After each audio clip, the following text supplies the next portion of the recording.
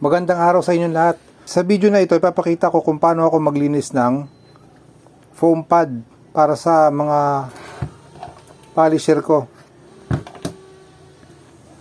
Importante kasi na malinis yung ating mga foam pad. Gaya nito, may mga naiwan, mga natuyo na to. Mas maganda na gumamit tayo ng detailing pad na malinis yung foam. Halimbawa, meron akong ibabapping bukas. Ngayon pa lang, lilinisin ko na to. Pero kung sakaling hindi ko to nalinis, tapos kailangan ko ng mag-buffing, kailangan ko ng gamitin, gagamit ako ng brush. Ito, o kaya ito. O kaya, isalpak mo siya, tapos, number 1 lang yung speed. Papaandarin mo siya, tapos, ilalagay mo tong brush.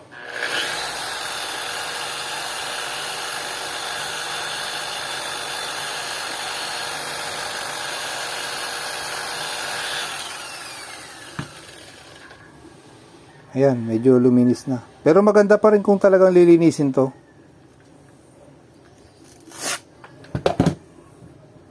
O ganito, pwede rin.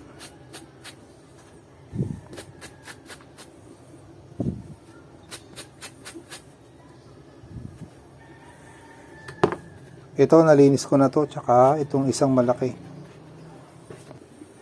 Sa paglilinis naman, naglagay lang ako ng tubig na may sabon. Kahit anong sabon na meron, pwede.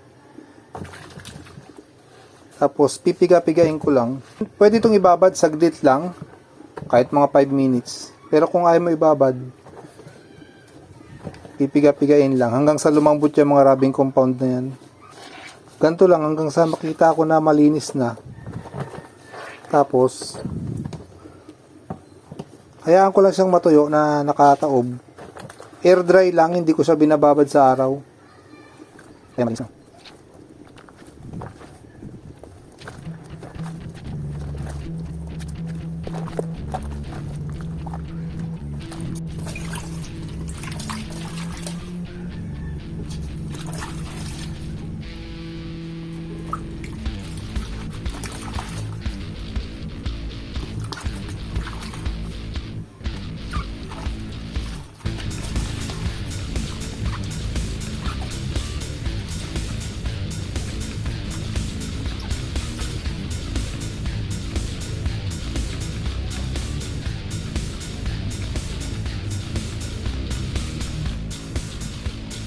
Tuloy-tuloy lang yung paglilinis hanggang sa mawala tong mga tumigas na rubbing compound.